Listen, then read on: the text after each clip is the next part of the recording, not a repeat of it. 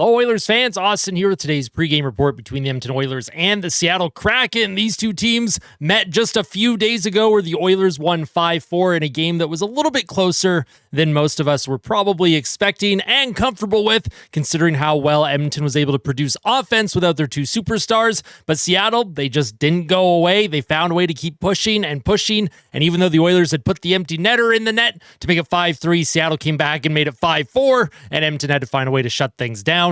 I hope the Oilers can find a way to lock things down tonight, second half of a back-to-back, and it is very likely that they will be without Stuart Skinner on this little mini road trip where it's just one stop. They go to Seattle and then they come right back home to play Calgary on Saturday. But Stuart Skinner, Chris Knobloch said last night after the game against Dallas that he is unlikely to travel with the team, so look for a call-up of Olivier Rodrigue to be the backup. I can't imagine they would go with Colin Delia. It just doesn't make sense to me. Why would you not give your young developing prospect Rodrigue that call-up? It's not like he's going to play, likely, probably not, but this is a big opportunity for Calvin Pickard to kind of show that he can be the guy. And if Stuart Skinner needs some time off, he's taken a few bumps to the noggin, and I've had concussions before, so it's not a good feeling, not diagnosing what Stuart Skinner may or may not have. We don't know. I was just speculating because of how many hits to the head he's taken in the last couple of weeks. I hope Stu is okay,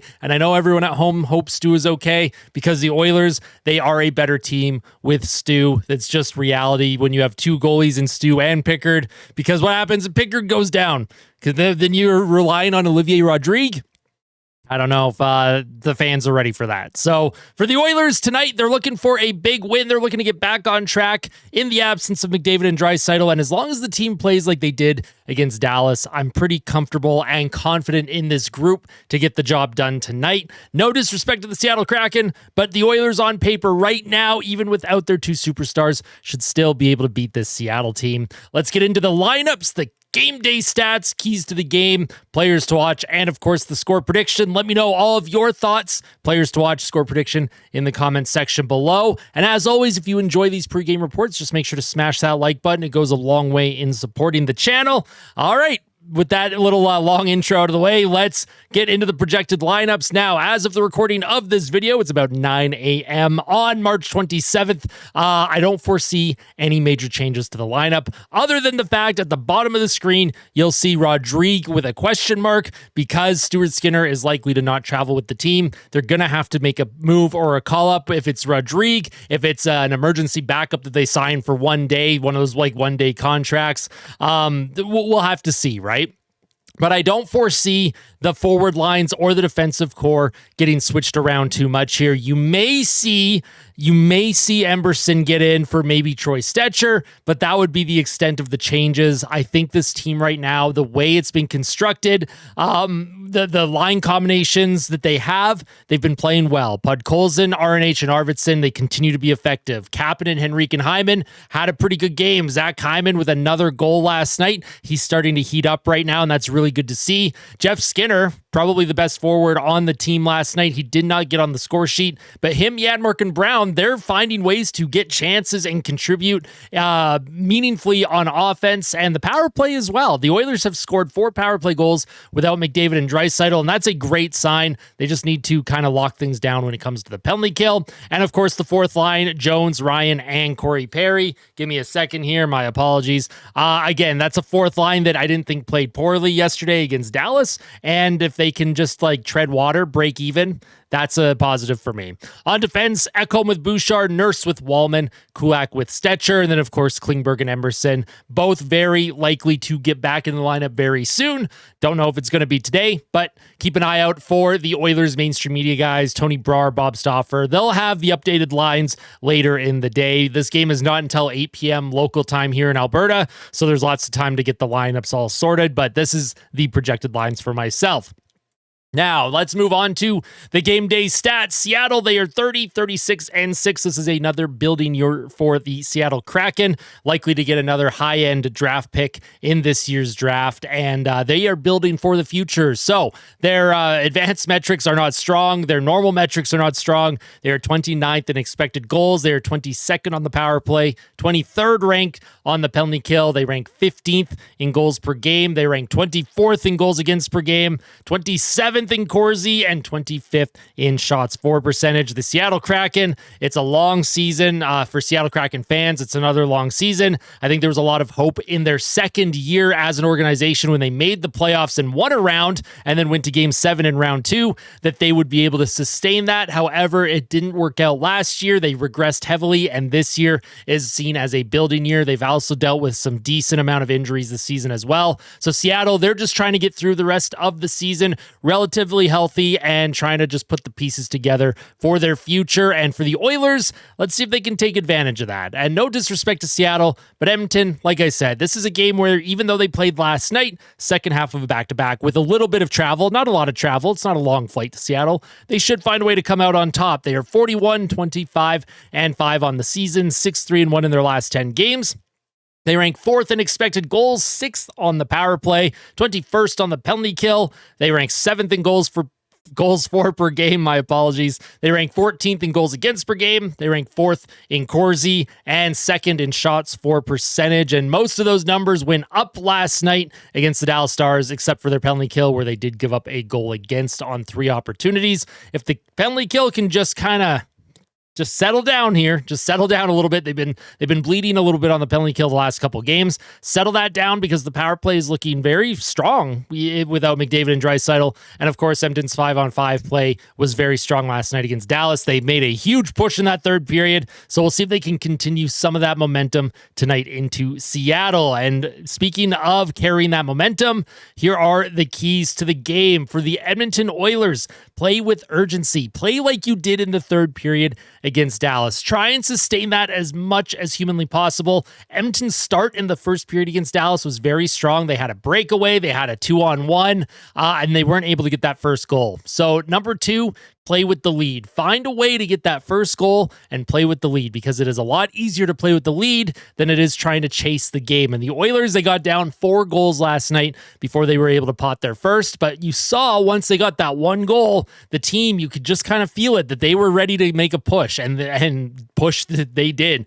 And they almost managed to come back against a very good Dallas Stars team. So if Edmonton can find a way to get the lead and get the lead early, I know there's a Dallas Stars logo on the screen here. My apologies. I will just quickly get rid of that and turn that into Seattle logo for everyone so that I'm not getting yelled at in the comment section. Play with the lead. That's very important tonight. Get that first goal. Play with confidence. Play with the puck more and make Seattle chase.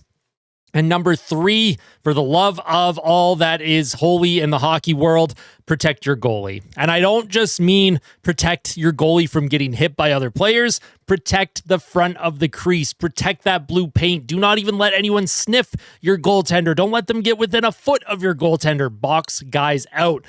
In the post-game reaction last night and in the previous game against Seattle, I showed on Money Puck all those big areas of concern on the ice, the shot attempts from areas that are high danger, that high danger area right in the top of the crease. Those are the areas of the ice that Edmonton is giving up too many chances in. They need to box guys out, keep more shots to the outside. Don't let your opponent get up the inside lane, and don't let them hit your goalie. If there is any contact with Calvin Pickard tonight, there better be a mob mentality in making sure that does not happen again. Corey Perry sounded pretty mad at himself that he did not respond on the ice when Rantanen had accidentally kneed Stuart Skinner in the head. And obviously it was an accident, right? Like, I'm not saying you have to beat someone up. Just protect the front of the crease and protect your goalie. Just as a team, protect your gosh darn goalie. Please, just protect them, right? Show that you are defending them as best as you can. For Seattle, your keys to the game: play with emotion. As I mentioned earlier in this video, it's a really tough, long season. You're in the final stretch of another year where you're not going to be in the playoffs, but you are building to something which I think is going to be very special in Seattle. Play with some emotion, play with a bit of a jump in your step so that you can catch Edmonton off guard.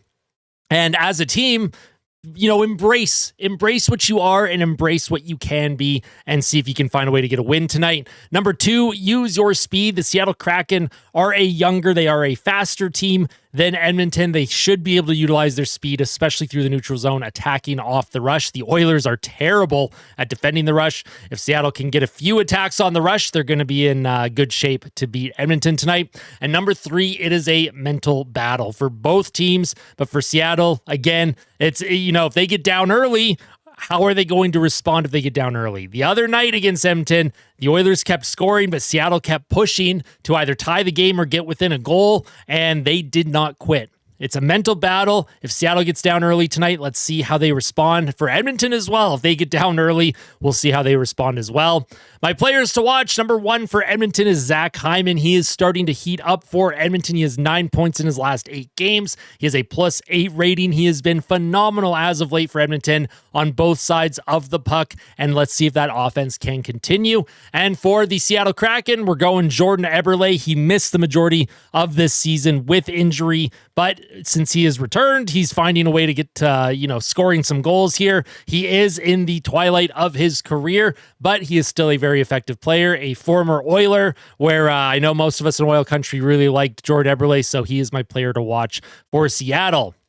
And with that out of the way, the score prediction, big drum roll here.